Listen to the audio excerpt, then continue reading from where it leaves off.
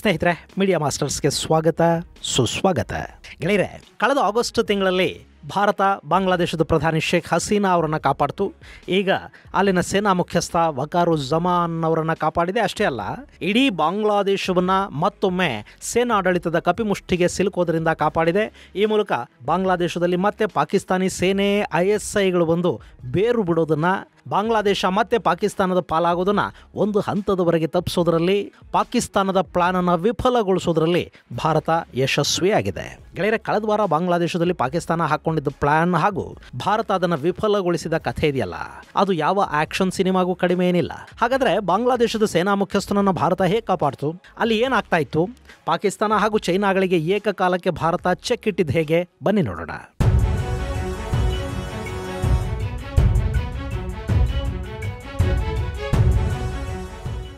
ನಿಮಗೆ ನೆನಪಿದೆಯಾ, 2 ತಿಂಗಳ ಹಿಂದೆ ಬಾಂಗ್ಲಾದೇಶದ ಸೇನೆಯಲ್ಲಿ ಒಡಕುಂಟಾಗ್ತಾ ಇರೋ ಬಗ್ಗೆ ಮತ್ತು ಸೇನಾ ಮುಖ್ಯಸ್ಥ ವಕಾರುಜ್ಜಮಾನ್ ಸೇರಿದಂತೆ ಬಾಂಗ್ಲಾ ಸೇನೆಯಲ್ಲಿ 4-6 ಗುಂಪುಗಳು ಹುಟ್ಟುಕೊಂಡಿರೋ ಬಗ್ಗೆ ನಿಮಗೊಂದು ವಿಡಿಯೋದಲ್ಲಿ ಹೇಳಿದ್ದೆ. ಸಾಮಾನ್ಯವಾಗಿ ಎಲ್ಲ ದೇಶಗಳ ಸೇನೆಯಲ್ಲೂ ಅಧಿಕಾರಿಗಳ ನಡುವೆ ಸಣ್ಣ ಭಿನ್ನಾಭಿಪ್ರಾಯಗಳಿದ್ದೇ ಇರುತ್ತವೆ. ಒಬ್ಬರ ವಿರುದ್ಧ ಒಬ್ಬರು ಕಾನ್ಸ್ಪಿರಸಿಗಳನ್ನು ಮಾಡಿಕೊಳ್ಳೋದು, ಒಬ್ಬರ ಕಾಲನ್ನೊಬ್ಬರು ಎಳೆಯೋದಕ್ಕೆ ಪ್ರಯತ್ನ ಪಡೋದು, ಇಂಥದ್ದೆಲ್ಲ ಎಲ್ಲ ಸೇನೆಗಳಲ್ಲೂ ಇದ್ದೇ ಇರುತ್ತೆ. ಯಾಕೆಂದರೆ ಸೇನೆಯಲ್ಲಿ ಕೆಲಸ ಮಾಡೋರು ಕೂಡ ಮನುಷ್ಯರು ಒಂದು ಮೇಲೆ ರಾಗದ್ವೇಷಗಳು, ಈರ್ಷ್ಯಗಳು ಇವೆಲ್ಲ ಇದ್ದಿದ್ದೆ ಅಲ್ವೇ. ಆದರೆ ಬಾಂಗ್ಲಾದೇಶ, ಪಾಕಿಸ್ತಾನ ಈ ಥರದ ದೇಶಗಳಿವೆ ನೋಡಿ, ಇಂಥ ಕಡೆ ಸೇನೆಯಲ್ಲಿ ಕುತಂತ್ರಗಳೇನಾದರೂ ಶುರು ಆಗಿಬಿಟ್ರೆ ಅದು ಒಂದು ಬಂಡಾಯಕ್ಕೆ, ದಂಗೆಗೆ ಕಾರಣವಾಗುವ ಸಾಧ್ಯತೆ ಇರುತ್ತೆ. ಇದೇ ಕಾರಣಕ್ಕೇನೆ ಆ ದೇಶಗಳ ಸೇನಾ ಮುಖ್ಯಸ್ಥರು ತಮ್ಮ ಕೈ ಕೆಳಗಿನ ಅಧಿಕಾರಿಗಳ ವಿಷಯದಲ್ಲಿ, ಹಾಗೆ ಚುನಾಯಿತ ನಾಯಕರು, ಸರ್ಕಾರಗಳು ಸೇನಾ ಮುಖ್ಯಸ್ಥರ ವಿಷಯದಲ್ಲಿ ತುಂಬಾನೇ ಎಚ್ಚರಿಕೆಯಿಂದ ಇರುತ್ತವೆ. ಇನ್ನು ಬಾಂಗ್ಲಾದೇಶದಲ್ಲಿ ಏನಾಗಿತ್ತು ಅಂದರೆ, ಅಲ್ಲಿ ಶೇಖ್ ಹಸೀನಾ ಪದಚ್ಯುತಿಯ ನಂತರ ಅದರ ಲಾಭ ಮಾಡಿಕೊಳ್ಳೋದಕ್ಕೆ ಪಾಕಿಸ್ತಾನದ ಸೇನೆ ಮತ್ತು ISIಗಳು ತುದಿಗಾಲ ಮೇಲೆ ನಿಂತವು. ಅಲ್ಲಿನ ಹೊಸ ಮುಖ್ಯಸ್ಥ ವೃದ್ಧ ನೋಬೆಲ್ ಕೂಡ ಮತಾಂಧನೇ ಆಗಿದ್ದ. ಆತನ ಬೆನ್ನಿಗೆ ನಿಂತಿರೋ ಜಮಾತೆ ಇಸ್ಲಾಮಿ ಮತ್ತು ಸೋಕಾಲ್ಡ್ ವಿದ್ಯಾರ್ಥಿ ನಾಯಕರು ಪಾಕಿಸ್ತಾನದ ಬಗ್ಗೆ ಒಲವಿಟ್ಟುಕೊಂಡಿರೋ ಜನ. ಹೀಗಾಗಿ ಮತ್ತೆ ಪಾಕಿಸ್ತಾನ ಮತ್ತು ಬಾಂಗ್ಲಾದೇಶಗಳು ಒಂದಾಗಿಬಿಟ್ರೆ ಅಲ್ಲಿಗೆ ನೇರವಾಗಿ ಚೈನಾನ ಕರ್ಕೊಂಡು ಬಂದುಬಿಡಬಹುದು. ಭಾರತದ ಮತ್ತೊಂದು ಬದಿಯಲ್ಲಿ ಕೂಡ ಪಾಕಿಸ್ತಾನದ ಸೇನೆ ಕೂತ್ಕೊಳ್ಳೋ ಹಾಗಾಗತ್ತೆ ಅಂತ ಅಲ್ಲೊಂದು ಪ್ಲಾನ್ ಸಿದ್ಧ ಆಯಿತು. ಅದನ್ನು ಎಕ್ಸಿಕ್ಯೂಟ್ ಮಾಡೋದಕ್ಕೊಂದು ಮಿಕಾ ಬೇಕಿತ್ತು. ಅದಕ್ಕಾಗಿ ಅವರು ಆಯ್ಕೆ ಮಾಡಿಕೊಂಡಿದ್ದು ಲೆಫ್ಟಿನೆಂಟ್ ಜನರಲ್ ಮೊಹಮ್ಮದ್ ಫೈಜುರ್ ರೆಹಮಾನ್ನನ್ನು.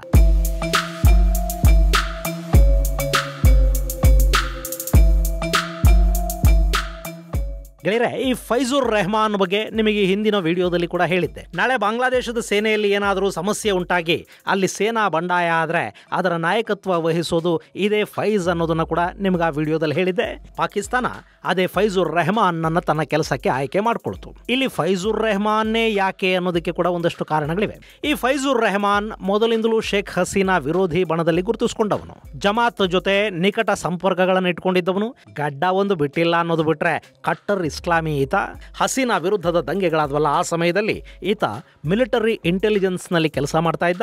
ಪ್ರತಿಭಟನಾಕಾರರ ಪರ ಸೇನೆಯಲ್ಲೇ ಒಂದು ಗುಂಪು ನಿಂತುಕೊಳ್ತಲ್ಲ, ಅದರ ಹಿಂದಿದ್ದವನು ಇದೇ ಫೈಜುರ್ ರೆಹಮಾನ್. ಇನ್ನು ಆ ದಂಗೆಗಳ ಹಿಂದಿದ್ದ ಸೋಕಾಲ್ಡ್ ವಿದ್ಯಾರ್ಥಿ ನಾಯಕ ಮೆಹಫೂಜ್ ಆಲಂ ಜೊತೆ ಇವನಿಗೆ ನಿಕಟ ಸಂಪರ್ಕಗಳಿದ್ವು. ಹೀಗಾಗಿ ಪಾಕಿಸ್ತಾನ ಈ ಫೈಜ್ನನ್ನ ತನ್ನ ಪರ ಕೆಲಸ ಮಾಡೋದಕ್ಕೆ ಆಯ್ಕೆ ಮಾಡಿಕೊಳ್ತು.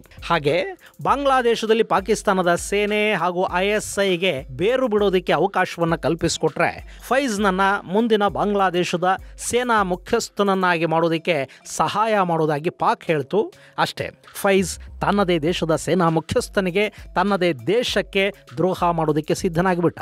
ಇನ್ನು ಇಲ್ಲಿ ಪಾಕಿಸ್ತಾನಕ್ಕೆ ವಕಾರುಜ್ಜಮಾನ್ ಮೇಲೆ ಸಿಟ್ಟೇನು? ವಕಾರ್ನನ್ನೇ ಇಟ್ಕೊಂಡು ಬಾಂಗ್ಲಾದ ಜೊತೆಗಿನ ಸಂಬಂಧಗಳನ್ನು ಸರಿಪಡಿಸ್ಕೋಬಹುದಿತ್ತಲ್ವಾ? ಗೆಳೆಯರೆ, ಈ ವಕಾರುಜ್ಜಮಾನ್ ಈ ಹಿಂದಿನ ಪ್ರಧಾನಿ ಶೇಖ್ ಹಸೀನಾ ಅವರ ತುಂಬಾ ಹತ್ತಿರದ ಸಂಬಂಧಿ. ಹಸೀನಾ ವಿರುದ್ಧ ಪ್ರತಿಭಟನೆಗಳು ಹೆಚ್ಚಾಗಿ ದುಷ್ಕರ್ಮಿಗಳು ಪ್ರಧಾನಿಯ ನಿವಾಸದ ಕಡೆಗೆ ನುಗ್ಗಿ ಬರೋದಕ್ಕೆ ಶುರು ಮಾಡಿದಾಗ ಆಕೆಯನ್ನ ಕಾಪಾಡಿದ್ದು ಇದೇ ವಕಾರುಜ್ಜಮಾನ್. ಅವತ್ತು ಜನ ಪ್ರಧಾನಿಯ ನಿವಾಸಕ್ಕೆ ನುಗ್ಗಬೇಕು, ಹಸೀನಾ ಹಾಗೂ ಆಕೆಯ ಸಹೋದರಿ ರೆಹಾನಾ ಇಬ್ಬರನ್ನು ವಶಕ್ಕೆ ತಗೋಬೇಕು ಮತ್ತು ಅವರನ್ನು ಅಲ್ಲೇ ಕೊಂದು ಹಾಕಬೇಕು ಅಥವಾ ಸಾರ್ವಜನಿಕವಾಗಿ ನೇಣಿಗೆ ಹಾಕಬೇಕು. ಆ ಮೂಲಕ ಬಾಂಗ್ಲಾದೇಶದಲ್ಲಿ ಶಾಶ್ವತವಾಗಿ ಅವಾಮಿ ಲೀಗ್ ಅನ್ನೋದು ಇಲ್ಲದ ಹಾಗೆ ಮಾಡಿಬಿಡಬೇಕು ಅನ್ನೋದು ಈ ಸೋಕಾಲ್ಡ್ ವಿದ್ಯಾರ್ಥಿ ನಾಯಕರ ಪ್ಲಾನ್ ಆಗಿತ್ತು. ಆದರೆ ಅವರು ಪ್ರಧಾನಿ ನಿವಾಸಕ್ಕೆ ಬರೋ ಹೊತ್ತಿಗೆ ಹಸೀನಾ ಅವರನ್ನು ಅಲ್ಲಿಂದ ಸುರಕ್ಷಿತವಾಗಿ ಭಾರತದ ಗಡಿಗೆ ಕಳುಹಿಸಿಕೊಡೋ ಕೆಲಸ ನಡೀತು ಮತ್ತು ಆ ಬಗ್ಗೆ ಭಾರತಕ್ಕೂ ಮಾಹಿತಿಯನ್ನು ಕೊಟ್ಟು ಭಾರತೀಯ ಯುದ್ಧ ವಿಮಾನಗಳು ಹಸೀನಾ ಅವರ ರಕ್ಷಣೆಗೆ ನಿಲ್ಲೋ ವ್ಯವಸ್ಥೆಯನ್ನ ಮಾಡಲಾಯಿತು. ಇದೆಲ್ಲವನ್ನ ಮಾಡಿದ್ದು ವಕಾರುಜ್ಜಮಾನ್. ಇನ್ನು ಈತ ಇಷ್ಟಕ್ಕೆ ಸುಮ್ಮನಾಗಲಿಲ್ಲ. ಯೂನಸ್ ಬಾಂಗ್ಲಾ ಮತ್ತು ಪಾಕಿಸ್ತಾನಗಳನ್ನು ತುಂಬಾ ಹತ್ತಿರಕ್ಕೆ ಅಧಿಕಾರಕ್ಕೆ ತರೋ ಪ್ರಯತ್ನ ಮಾಡಿದಾಗ ಅದನ್ನು ವಿರೋಧಿಸಿದ್ದು ಕೂಡ ಇದೇ ವಕಾರ್. ಬಾಂಗ್ಲಾದೇಶದ ಸೇನೆಗೆ ಪಾಕಿಗಳಿಂದ ತರಬೇತಿ ಕೊಡಿಸಬೇಕು ಅನ್ನೋ ಐಡಿಯಾನ ವಿರೋಧಿಸಿದ್ದು ಈತಾನೆ. ಹಾಗೆ ಬಾಂಗ್ಲಾದೇಶದಲ್ಲಿ ಜಮಾತ್ ಆಟಗಳಿಗೆ ಇದ್ದುದರಲ್ಲೇ ಬ್ರೇಕ್ ಹಾಕ್ತಾ ಅಧ್ಯಕ್ಷರ ಮನೆಯ ಮೇಲೆ ದಾಳಿ ಮಾಡೋದಕ್ಕೆ ಮತ್ತು ಆತನನ್ನು ಪದಚ್ಯುತಗೊಳಿಸೋದಕ್ಕೆ ಅಲ್ಲಿ ನಡೆದ ಪ್ರಯತ್ನಗಳನ್ನು ತಡೀತಾ ಬೇಗ ಚುನಾವಣೆಗಳನ್ನು ಮಾಡಿ ಅಂತ ಯುನಸ್ಗೂ ಹೇಳ್ತಾ ಇರೋ ಈ ವಕಾರ್ ಬಗ್ಗೆ ಪಾಕಿಸ್ತಾನಕ್ಕೂ ಒಲವಿಲ್ಲ. ಹಾಗೆ ಬಾಂಗ್ಲಾದೇಶದಲ್ಲಿನ ಜಮಾತ್ ಮತ್ತು ಅಲ್ಲಿನ ಕಟ್ಟರ್ ಇಸ್ಲಾಮಿ ಪಡೆಗಳಿಗೆ ಕೂಡ ಈತನ ಮೇಲೆ ಅಂಥ ಯಾವ ಪ್ರೀತಿನೂ ಇಲ್ಲ. ಸೊ ವಕಾರ್ ಅಲ್ಲಿಂದ ತೊಲಗಿದ್ರೆ ಪಾಕಿಸ್ತಾನದಲ್ಲಿ ಜಮಾತ್ಗೆ, ಇಸ್ಲಾಮಿಸ್ಟ್ಗಳಿಗೆ ಹಾಗೂ ಪಾಕಿಸ್ತಾನಕ್ಕೆ ಲಾಭ ಆಗುತ್ತೆ. ಸೊ ಅವರಲ್ಲಿ ಆಟ ಕಟ್ಟೋದಕ್ಕೆ ಫೈಜ್ ಉರ್ ರೆಹಮಾನ್ಗೆ ಸುಪಾರಿಯನ್ನು ಕೊಟ್ಟರು.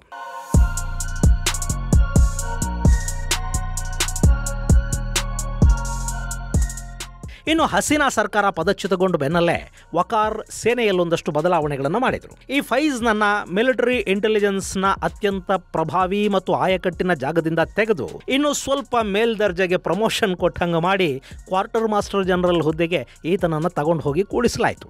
ಈ ಕ್ವಾರ್ಟರ್ ಮಾಸ್ಟರ್ ಅನ್ನೋದು ಕೂಡ ತುಂಬಾ ಪ್ರಮುಖ ಹುದ್ದೆ. ಆದರೆ ಇಲ್ಲಿ ಶಾಂತಿಯ ಸಮಯದಲ್ಲಂಥ ಯಾವ ಕೆಲಸನೂ ಇರೋದಿಲ್ಲ.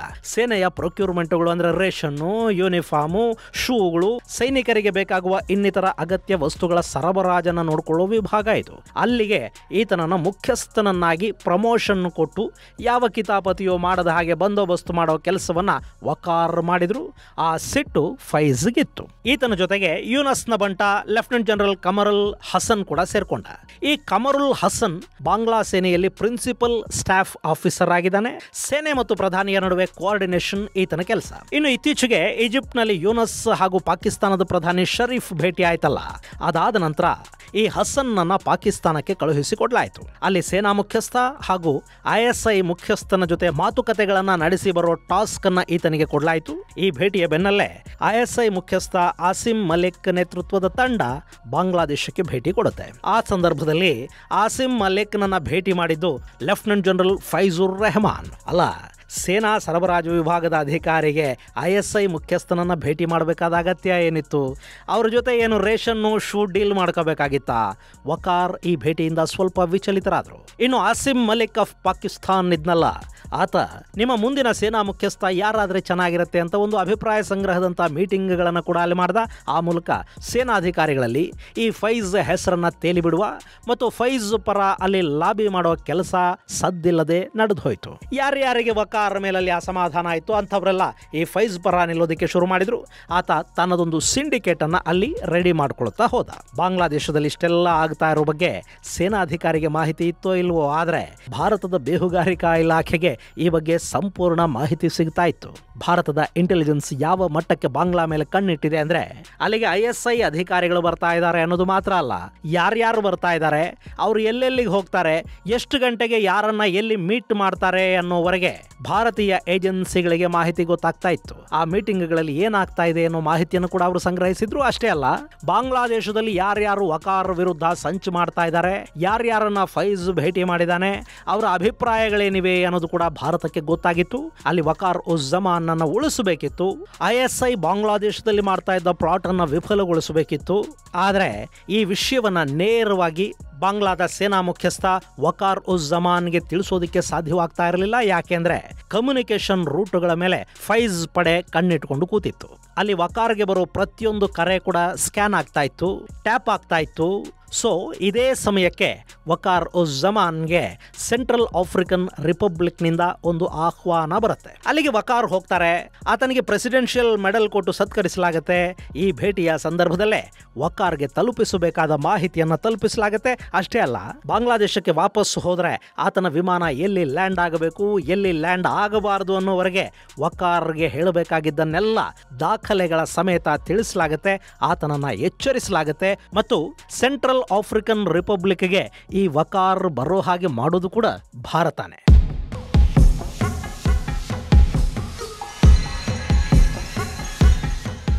ಹೀಗೆ ಸೆಂಟ್ರಲ್ ಆಫ್ರಿಕಾದಿಂದ ಬಾಂಗ್ಲಾದೇಶದ ಸೇನಾ ಮುಖ್ಯಸ್ಥ ವಕಾರ್ ಢಾಕಾಗೆ ಬರ್ತಾರೆ. ಅಷ್ಟೊತ್ತಿಗೆ ಅಲ್ಲಿ ಪರಿಸ್ಥಿತಿ ಬದಲಾಗಿ ಹೋಗಿತ್ತು.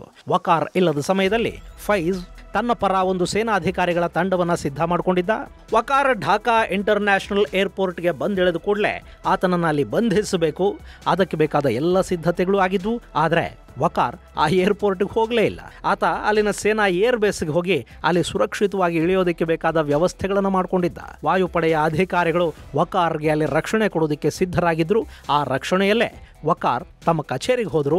ಅಷ್ಟರಲ್ಲಿ ಭಾರತ ಇನ್ನೂ ಒಂದು ಗೇಮನ್ನು ಕೂಡ ಅಲ್ಲಿ ಆಡಿತ್ತು. ಬಾಂಗ್ಲಾದೇಶದ ಪರಿಸ್ಥಿತಿಯ ಬಗ್ಗೆ ಭಾರತ ಅಮೆರಿಕದ ಗಮನಕ್ಕೆ ತಗೊಂಡು ಬಂತು. ಬಾಂಗ್ಲಾದಲ್ಲಿ ಪಾಕಿಸ್ತಾನದ ಉಪಸ್ಥಿತಿ ಹೆಚ್ಚಾದರೆ ಮತ್ತು ಅಲ್ಲಿ ಸೇನಾ ಕ್ರಾಂತಿ ಆದರೆ ಅದರ ಪರಿಣಾಮ ಏನಾಗುತ್ತೆ ಅನ್ನೋದನ್ನ ಅಮೆರಿಕಾಗೆ ಅರ್ಥ ಮಾಡಿಸಲಾಯಿತು. ಬಾಂಗ್ಲಾಗೆ ಪಾಕಿಸ್ತಾನ ಬರೋದು ಅಂದರೆ ಅಲ್ಲಿಗೆ ಚೈನಾ ಬಂದು ಕೂತ್ಕೊಳ್ಳೋದು ಅಂತಲೇ ಅರ್ಥ. ಈಗಾಗಲೇ ಮ್ಯಾನ್ಮಾರ್ನ ಪರಿಸ್ಥಿತಿ ಚಿಂತಾಜನಕವಾಗಿದೆ. ಅದಿನ್ನು ಕೆಲ ದಿನಗಳಲ್ಲಿ ಹರಿದು ಹಂಚಿ ಹೋಗೋ ಸಾಧ್ಯತೆ ಕೂಡ ಇದೆ. ಹೀಗಿರುವಾಗ ಬಾಂಗ್ಲಾದೇಶಕ್ಕೆ ಚೈನಾ ಬಂದರೆ ಇಂಡೋ ಪೆಸಿಫಿಕ್ ಅಲ್ಲಿ ಅಮೆರಿಕ ಹಾಗೂ ಪಶ್ಚಿಮದ ಕನಸುಗಳು ನಾಶವಾಗುತ್ತವೆ ಅನ್ನೋದನ್ನ ಅವರಿಗೆ ಅರ್ಥ ಮಾಡಿಸುವ ಕೆಲಸ ಅಲ್ಲಿ ನಡೀತು. ಹಾಗೆ ಯೂನಸ್ನ ಅಪ್ಪಂದಿರು ಅಂದರೆ ಬ್ರಿಟನ್ ಸೇರಿದಂತೆ ಯುರೋಪಿಯನ್ ದೇಶಗಳಲ್ಲಿನ ಗ್ಲೋಬಲ್ ಲೆಫ್ಟ್ ನಾಯಕರಿದ್ದಾರೆ ಅಲ್ವಾ, ಅವರ ಮೂಲಕ ಯೂನಸ್ಗೆ ಕೂಡ ಒಂದು ಎಚ್ಚರಿಕೆಯನ್ನು ಕೊಡಿಸಲಾಯಿತು. ವಕಾರ್ ಉಜ್ಜಮಾನ್ ಬದಲಾವಣೆಯಲ್ಲಿ ನಡೀಬಾರದು, ಸೇನೆಯಲ್ಲಿ ಬಂಡಾಯ ಆಗೋದು ಈಗ ಒಳ್ಳೆಯದಲ್ಲ ಅನ್ನೋ ಸಂದೇಶ ಯೂನಸ್ನನ್ನ ತಲುಪಿತು. ಇಲ್ಲಿ ಮತ್ತೊಂದು ಕಡೆ ಸೇನಾ ಮುಖ್ಯ ಕಚೇರಿಗೆ ವಕಾರ್ ಬಂದಿರೋದು ಗೊತ್ತಾಗಿ ತನ್ನ ಪ್ಲಾನ್ ಫೇಲ್ ಆಗಿದ್ದು ಅರಿವಿಗೆ ಬಂದ ಕೂಡಲೇ ಫೈಜ್ ಮತ್ತು ಪಟಾಲಂ ಗಾಬರಿ ಆಯಿತು. ಸೇನಾ ಮುಖ್ಯಸ್ಥ ಜನರಲ್ ವಕಾರ್ ಉಜ್ಜಮಾನ್ ಮೊದಲು ಪ್ರಿನ್ಸಿಪಲ್ ಸ್ಟಾಫ್ ಆಫೀಸರ್ ಕಮರುಲ್ ಹಸನ್ ಅವರನ್ನ ಕರೆಸ್ಕೊಂಡ್ರು. ಆತನಿಗೆ ಆಗ್ಲೇ ವಿಷಯ ಗೊತ್ತಾಗಿತ್ತು. ಯೂನಸ್ಗೆ ಅವರ ಯುರೋಪಿಯನ್ ಫಾದರ್ಸ್ ಹೇಳಿದ್ದೇನು ಅನ್ನೋದು ಕೂಡ ಈ ಕಮರುಲ್ ಹಸನ್ಗೆ ಗೊತ್ತಿತ್ತು. ಸೊ ಹಸನ್ ಅಲ್ಲಿ ಶರಣಾಗತನಾದ. ಆತ ಏನೇನಾಗಿದೆ, ಈ ಸಂಚಲ್ಲಿ ಯಾರ್ಯಾರಿದ್ದಾರೆ ಅನ್ನೋ ಎಲ್ಲ ಮಾಹಿತಿಯನ್ನ ವಕಾರ್ ಉಜ್ಜಮಾನ್ ಮುಂದೆ ಹೇಳಿ ನನ್ನ ನಿಷ್ಠೆ ಏನಿದ್ರು ನಿಮ್ಮ ಕಡೆಗೆ ಅಂತ ಶರಣಾಗಿ ಹೋದ.